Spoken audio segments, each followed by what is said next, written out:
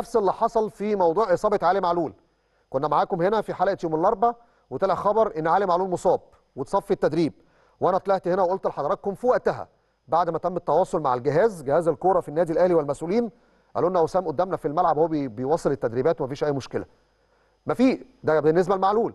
مفيش بعدها بيومين برضو طلع خبر، والسوشيال ميديا للاسف ممكن ما تهتمش لو بيج او ناس بتكتب مشجعين، لكن لما يبقى واحد من نجوم الكره المصريه او واحد من اساطير الكره في مصر عنده بيج ويكتب اخبار خاطئه في لعيبه بتنتمي وبتلعب في النادي الاهلي ويتقال ان اشرف بن شرقي تجدد الاصابه، ده خبر كاذب، خبر يعني ما ينفعش يتكتب ولا يتقال غير لما تتحرى الدقه.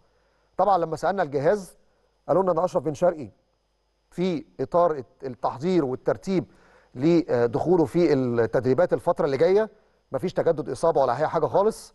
نقدر نقول اشرف بن شرقي ماتش المحله يعني الجهاز الفني هيفضل انه يريحوا ماتش المحله، ولكن من مباراه الاسماعيلي والزمالك اشرف بن شرقي باذن الله موجود، مفيش اي مشاكل خالص، لا تجددت اصابه ولا اي حاجه، بس اللعيب بقى له فتره ما بيلعبش مباريات، ما ينفعش ادخله في ماتشات مره واحده، فلازم اديله البرنامج البدني بشكل مناسب عشان لما ينزل تكون العضلات كلها جاهزه لخوض المباريات القويه والصعبه اللي جايه. فاشرف بن شرقي ان شاء الله على مباراه الاسماعيلي والزمالك هيكون جاهز.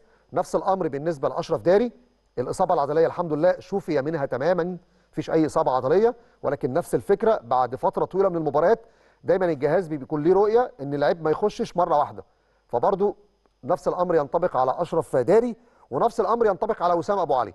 مباراه الاسماعيلي والزمالك هتشهد الثلاثه باذن الله ممكن يكونوا موجودين خلال الفتره المقبله. طاهر هنستنى عليه شويه بعد مباراه الزمالك، ولكن دول الاقرب اللعيبه اللي ممكن تتواجد في مباراه الاسماعيلي الحد المقبل ومباراه الزمالك بعدها باسبوع يوم 22 فبراير.